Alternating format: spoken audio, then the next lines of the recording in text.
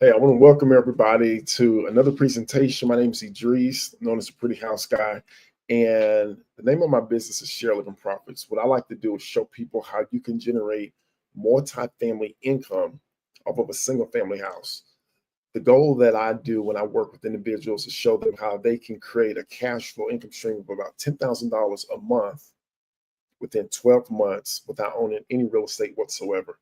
So, one of the things that I get a lot of questions about is how do we put everything together with this business model? I've been doing this particular niche in real estate for about 3 years, and it's been totally life changing. The most beautiful part about this business is that you can go from affordable housing, you can do luxury mansions, you can do short term, you can do mid term, you can do long term. There's so many different variations of this model that you can work with. Another great thing about it, it's totally recession proof. So whether we're in a good market, we're in a bad market, there's a lot of volatility in the marketplace, or everything is stagnant, there's still a high demand for this type of housing. So I just absolutely love it. Let me give you another aspect of it. Here's the best part about it. No matter how much experience you have, no matter where your credit is at, no matter how much money you have, you can get started in this business. And as a matter of fact, I recommend people do not buy houses, especially right now. A lot of houses, the prices are really high right now. I do know they're coming down a little bit, but the thing is, the interest rates are so high. And anytime you start a new endeavor, there's going to be a level of risk that's involved with that.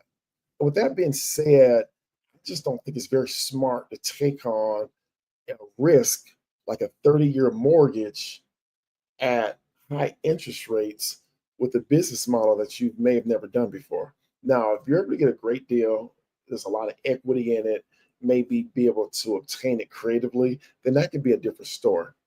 The way that my business model works and what I teach for people is my goal is for you to make this business as simple and easy as possible so you can scale.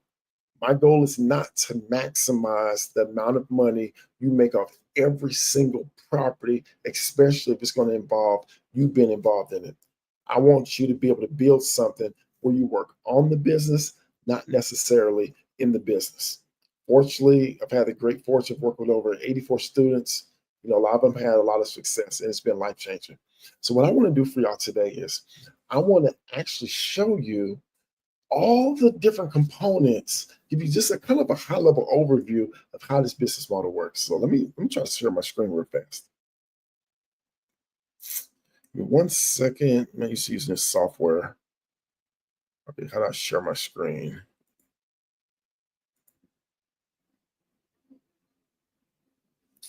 Give me 1 second, so I'm trying to figure out how to share this screen. Oh, nope. I know I can share it. Oh, okay, maybe this is it. Share screen. All right, perfect.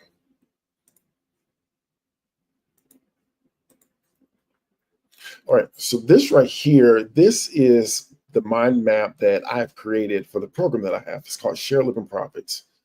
And what we have right here is whenever we get started with any type of a business, one of the things that I like to think about is let's start with the end in mind. So basically, what is our goal when we start this business? And typically, it falls within three categories. Are we looking to build something, have it grow, and then sell it for a profit? So that's where the sale comes in. The next thing may be to where we actually want to start a business and we want to maintain ownership of it, but we want to continue to run it as well. That's scaling the business. And then we may have where we may start the business, we may run the business, and then eventually we hire a CEO to run the company for us, but we still maintain ownership. That's owned passively. So those are one of the key things that you want to think about when you start your business, because based off of that, that's going to dictate how you actually grow your business. Now, of course, things change. Things always change. Your initial goal may be, I want to own this passively, but someone comes in with this huge amount of money to offer you, and you're ready to cash out. So these things can constantly change. All right. The next thing is what I've done with my business model is I summarize the key components called my 4F framework. It's basically find the house, fund the acquisition of it, furnish the house, and fill the house up. But do you notice something interesting in the way that I have this ordered? Instead of having find the house up top, I have it at the bottom. Let me tell you why. One of the biggest mistakes that I see people make in this business is that they spend all their time trying to find the property before they do any marketing whatsoever for residents. And the reason why that can become a mistake is because you can end up spending a substantial amount of money as well as time before you even get that house filled up. So let's just say you do have some constraints in terms of how much money you have. And let's just throw some numbers out here for an example. Let's just say the house that you find is $2,500 a month. Okay. So with that, typically you have to put a security deposit down. That'll be $2,500. Then the $2,500 a month, so that's $5,000. And now you want to start, furnishing the house. Now, a lot of the furniture you get, you are going to be able to get it for free or at a discount. But let's just say you have to put another 2,500. So now you're at 7,500. Now you're going to start marketing. By then, it may be another 3 weeks before you even get this thing started. So the fourth week is going to come. And what do you have to do? You have to pay that rent again. So that's another 2,500. So you're up $10,000. And what happens is a lot of people, they will rush and try to find anybody who can fog and mirror into their house. And it can become a huge problem if they don't underwrite properly. So one of the things that I like to do is start with filling the house first and create a waiting list. Okay. And generally, these individuals are going to fall within two categories. You have workforce housing. So these are people who go to work every single day. And then you have your at-risk population. So these are individuals who you'll be getting referrals for. Now, there's pros and cons to both. I personally like to start off with workforce housing. Reason being is because that's the fastest way that you're going to be able to fill up your house.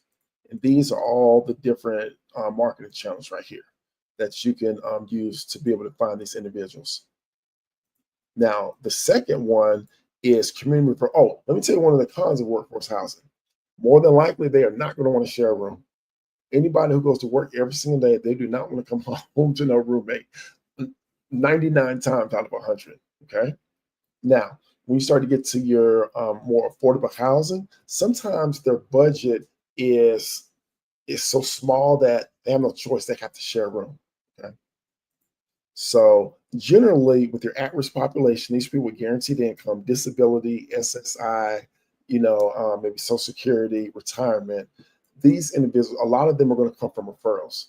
So they may be case managers, discharge planners, social workers, a variety of places such as that. Okay. Now, the good thing about them is they have guaranteed income. Now, one of the downsides is a lot of their income is limited, especially disability and SSI. Now, they get SSI retirement, that's a little bit different. Their income is going to be dictated by how much money, the amount of money they generated while they were working. Okay. Now, with this type of housing, you don't only have to do low income. A lot of people are thinking that, to do this, you're only providing affordable housing. That's not the case. Because I have a couple of mansions that we do as well. So there are some specialized populations to where you can actually charge a premium and they're willing to pay it. So the next place we want to come to is furnishing the house. And obviously we want to try to get as much free furniture as possible. Now, when I say free furniture, that don't mean we're going to have any disgusting, filthy, or flimsy furniture. No, we want high quality, gently used furniture. And let me find. So here's different places that you can go to find this furniture. What I like doing is I like going to very expensive neighborhoods, going to garage sales, because a lot of times you can get some premium quality furniture for a great price. And then anything you can't get for free, obviously, you can buy the furniture. So here's different places to where you can buy the furniture at as well. Now, the next thing is funding the acquisition. Okay. Now, like I said, I prefer for people to start off with either rental arbitrage or profit sharing. Okay. Oops. And basically, what rental arbitrage is, you're going to have a master lease. So you're going to be leasing a house from an owner, a landlord, maybe a management company. And then you're going to be subleasing the rooms. And then you're going to be able to pocket the spread. Now, you do want them to know what you're doing. Okay. Now, in a lot of those leases, it says that you are not able to sublet. You just have to get that changed to where they do give you permission to sublet, and then everything will be fine. Okay. Now, the different ways that you can pay for it is cash, credit card, maybe private money, or bring in a business partner.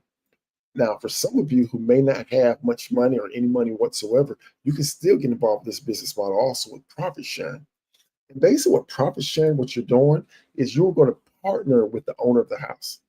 And you may be thinking, why in the world would someone want to partner with me?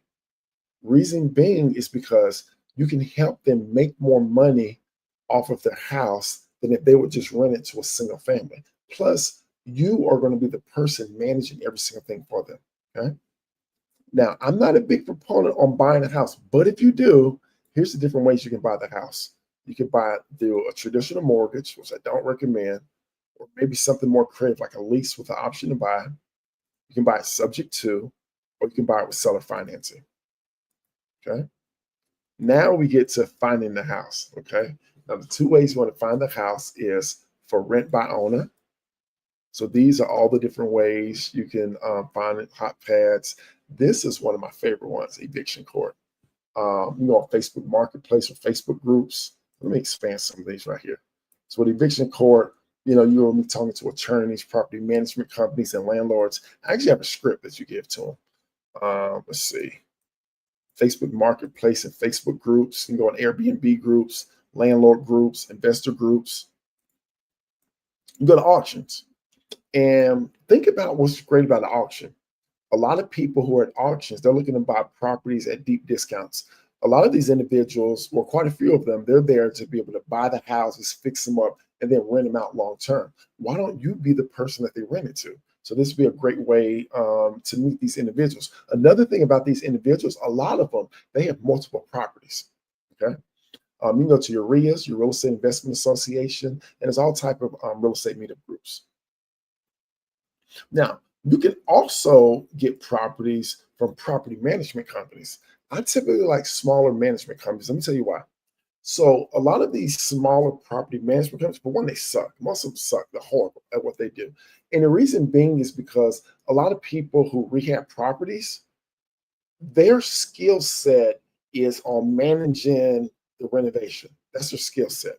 And what happens is once they start holding a certain number of properties, typically their accountant will say you need to create a different entity to hold some of these properties for property management. You might as well get some other people because that becomes passive income. But is it really passive? Because there's a lot that goes into property management. So with that being said, many of them, they're horrible at what they do and they don't like what they do. And if they can delegate a lot of those responsibilities to you, they may be open to allowing you to manage some of these properties. Another thing is they have the direct relationship with the owners of those homes. So that's a great way for you to be able to acquire some of these houses. And then we have right here operations. So with operations, you have your administrative operations, you know, your compliance, your contracts. You know, eventually you want to develop your organization. You're going to have your staff in different roles and responsibilities. You have, you know, bringing on your residents, you market for them, you drive in leads, you qualify for them, you onboard them. You want to interview, get a copy of the application, copy of their ID, proof of income. Also about managing the house, how you're going to deal with different issues. You have your emergency issues. That's what we call fire, medical, police, call 911. Major issues is like a tree hits the house, the air's not working, pipe buzz, heat is not working, water's not working, things of that nature. They have minor stuff that happens. These are things that can wait for tomorrow, like maybe a door handle's loose, maybe some lights are going out, maybe the filters need to be changed, the toilet may be stopped up, you know, things of that nature. Those are more minor issues. And then you want to have some policies in place in terms of exiting the house. So when the residents get ready to exit, I always ask for a 30 days notice for them to clean up behind themselves. And then you need to kick them out. Typically it's because they haven't paid, they're not in compliance with your rules, so they just may not be a good fit in terms of their personality. And then you want to make sure, in terms of managing the house, that you have maintenance in place, pest control, things of that nature. And then the last component, obviously, is finances. You have different startup costs. And then, you want to create kind of like just a financial template for yourself. Track your revenues, your expenses. You want to be able to run your financial analysis. And then you have your KPIs that you're going to establish for yourself. So this is kind of like an overview right here of every single thing that you just want to kind of think about when you get this business started. The greatest thing is these things are very simple to actually do. And let me show you something else. Move to another screen. And right here, this is kind of part of my program though. But right here, this is basically it's every single thing already laid out for you. Right here, we have different scripts right here. I pretty much have everything: VA training, operations, furnishing the house, funding the house, and everything like that. But I just want to kind of give y'all an overview of how this business really works. Go back to my screen. All right, let me stop sharing my screen. How did I stop? All right. So right there, that's pretty much just a kind of a large overview. And what I'm going to be doing in the month of September, I'm going to be doing a lot of different trainings on different components of this, because I know a lot of people, they're looking for options right now. We're going into the fourth quarter. You want to build some momentum, so you can just really smash all of your goals in 2026. If you have any questions about anything whatsoever, because I've got to get ready to go, make sure you just leave them down low in the comments below. And then if you're watching the replay, just put replay. I would love to see, who's actually watching this. If you have any questions for me, like I said, you can DM me, you can contact me. And if you want to get some more insight into this business model, make sure you join my school group. My school group, you can go into the Facebook page. There's going to be the link is right there in the bio. And I'm going to be doing a lot of additional trainings right there. Anyway, I want to thank all of you for taking time out of your schedule to watch this, and I'll see you on the next training.